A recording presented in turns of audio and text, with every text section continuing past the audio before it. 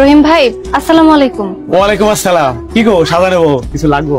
রহিম ভাই, আসলে হয়েছে কি, আমাদের হাত না একদমই খালি, বাড়িতে কোনো বাজার সদাই নেই। যদি আমাদের বাকি সদাই দিতেন। শোনো, যদি আমি বাকি বেশি না, বুঝছো, তারপরও তুমি সুন্দরী বউ, তোমার দেখলে আমার খুব মায়া লাগে, বুঝছো। কি কি লাগবে কত দেই? চাল, ডাল, নুন, হলুদ, মরিচ এগুলো হলেই হবে। এগুলোই লাগবে না? এই করিম, এই চাল মাপতো, চাল দে 5 কেজি। 5 কেজি দেবো? আচ্ছা, লবণ দে, আর হচ্ছে তেল। না শোনো, তোমার মতো সুন্দরী বউ পালার মতো যোগ্যতা, বুঝছো, ওই রিক্সালা সাজার নাই। এই মনে করো আমার মতো লোক হলে তোমার জন্য ঠিক ছিল। আসলে সবই কপাল। দাঁড়াও, তোমার জন্য গিফট আছে, সেটা তোমার জন্য, বুঝছো। এটা চুলে মাখবা না, না অসুবিধা নাই, এটা তোমার আমি দিচ্ছি, টাকা দেওয়া লাগবে না, আমি দিলাম আর খেতে পারে, বুঝছো। চুলে মাইখো, গ্রাম বেরোয়, খুব ভালো লাগবে। ধরো, আবার আইসো কিন্তু, বুঝছো।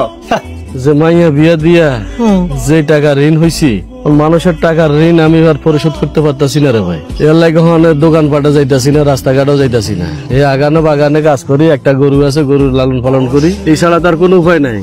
তোমার পোলা আপনার পোলা ঢাকা থেকে মেলাবার বলে আপনার কল দিতেছে, ধরতেছেন না আপনি। আপনার পোলারে কেরা টাকা পাবো একবারে ধরে হাত পা সব ভেঙে দিচ্ছে। এই যে আমারে কয়েকবার ফোন দিল, আপনার মেলাবার ফোন দিতে। মোবাইল কই আপনার? মোবাইল তো আমি দেখতেছি, হয়তো ফোন দিছে, হয়তো আমার কাছে ফোন দিয়ে শুধু টাকা চাই। টাকা নিয়েই সমস্যা, হাত পা ভেঙে দিছে, হাসপাতালে আছে, ঢাকা যান, নাইলে ফোনে তাড়াতাড়ি যোগাযোগ করেন। আমি গেলাম। হ্যাঁ চাচা, ইয়া করেন। হ্যাঁ তবে ই করো, একটা কাম করো, তুমি কোনো টেনশন করো না, আমি গাড়ি ফোন দিচ্ছি, একটা গাড়ি আসো বলে ভাই, দ্রুত তাহলে যেতে হবে ভাই, ঠিক আছে? যাইতে হবে, তুমি টেনশন করো না। টাকা আমি টাকা বই কই পামু ভাই? তুমি টেনশন করো না, টাকা আমি ম্যানেজ করে তোমার আমি দেওয়ার ব্যবস্থা করতেছি। দেখ না ভাই, ঠিক আছে? যা, আমি যাই, ঠিক আছে? তুমি কোনো টেনশন করো না। আচ্ছা ভাই।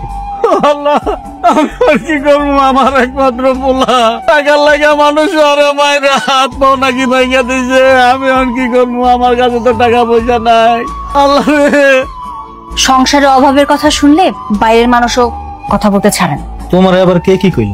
যে সুযোগ পাচ্ছে সেই তো বলছে, আর যা কিছু বলছে সব তোমার কারণে বলছে। আমার কারণে তোমার বাজে কথা বলবো কেন? আমি কি চোর না ডাকাত? সেটা হলেও ভালো হতো, অন্তত মানুষের মুখে মুখে আমার এটা শুনতে হতো না যে আমি একজন রিক্সা চালক। যেটা সত্যি সেটাই বলছে, আমি তো রিক্সা চালক।